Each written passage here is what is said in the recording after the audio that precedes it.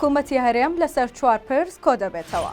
درۆنەکانی تورکیا بوونەتە مەترسی لەسەر گیانی هاوڵاتیانی هەرێم. بەشە خۆراکێکی دیکەی هاوڵاتیان دابەش دەکرێت. سلااو سمەیەم لە تیوارەوە سێ هەواڵتان پێشکەشەکە. ئەمڕۆ چوارشەممە 11 کانونی یەکەمی 2024 ئەنجومەنی وەزیرانی حکوومەتی هەرێمی کوردستان لەسەر موچە و ڕووداوەکانی ئەم دواییەی سووریا کۆ دەبێتەوە. لە کۆبوونەوەی ئەمڕۆی ئەنجومەنی وەزیرانی کوردستاندا 4 تەوەر گفتوگۆی لەبارەوە دەکرێت. لە تەوەری یەکەمی دانیشتنەکەدا دوایین پێشهاتەکانی موچەی موچەخۆرانی هەرێمی کوردستان، هەموارکردنەوەی یاسای بودجەی گشتی فیدراڵ و خشتەکانی هاوپێچی یاساکە بۆ ساڵی دارایی ساڵی 2025 چاوتوێ دەکرێت. بڕیارە لە دووەم بەشی کۆبوونەوەکەدا خستنەڕۆی پێشنیاری هاوتاکردنی ناونیشانی وەزیفی فەرمانبەرانی هەرێمی کوردستان لەگەڵ حکوومەتی فیدراڵی کە ژمارەیەک ناونیشانی وەزیفی نوێ تۆمارکراون و هەندێکی دیکە هەڵوەشێنراونەتەوە بخرێتە بەرباز. هەروەها لە سێم پرس بریتیا لە خستنەڕووی راپۆرتێک لەبارەی دۆخی پێکهاتەکان لەلایەن وەزیری هەرێمەوە بۆ کاروباری پێکهاتەکان.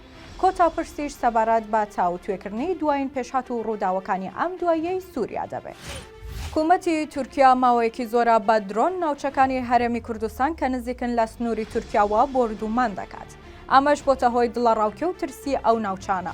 هەر لە درێژەی بردومانکردنی ناوچە سنووریەکانی هەرێمی کوردستان لەلایەن تورکیاوە و بەهۆی کەوتنە خوارەوەی درۆنێکی دیکە لە گوندێکی سەر بە قەزای ئامێدی دەوامی 2 قوتابخانە ڕایگیرە. سەرچاوێکی ئەمنی لەم بارەیەوە ڕایگەیان بەهۆی کەوتنە خوارەوەی درۆنێک لە سەنتەری گوندی بەرچی دەوامی هەردوو قوتابخانەی ئامادەی نهێل و قوتابخانەی بنەڕەتی بەرچی ڕاگیرە. سەرچاوەکە دەڵێت کەوتنە خوارەوەی درۆنەکە هیچ زیانێکی گیانی نەبووە، بەڵام ترس و دڵەڕاوکەی لای قوتابیان و بنەماڵەکانیان دروست کردووە. بۆیە لە قوتابخانە ڕێگەیان پێدراوە کە بچنەوە ماڵەوە. دەوامی ئەو 2 قوتابخانەی گوندەکە ڕاگیراوە چونکە هەوڵ دراوە قوتابیان لە مەترسی دوور بخەنەوە، نەک درۆنی تر لە شوێنەکەدا هەبێت.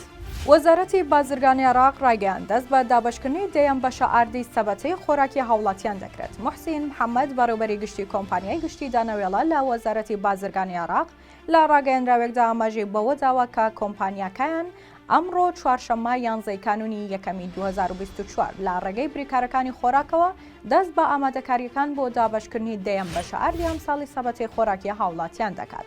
هەروەها ئەو بەرپرسەی وەزارەتی بازرگانی عێراق ئەوەشی خستۆتە ڕوو کە کوالەتی ئاردەکە باشە و داوەشی لە هاوڵاتیان کردووە کە سەردانی بریکارەکانی خۆراک بکەن بۆ وەرگرتنی بەشە خۆراکی دیاریکراویان و بۆ دڵنیابوونەوە لەوەی بەشە خۆراکەکانیان لە لای بریکارەکاندا کەڵەکە نەبن.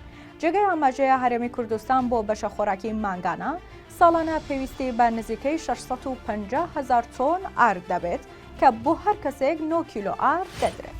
سێ هەواڵم پێشکەشکردن هەر شاد.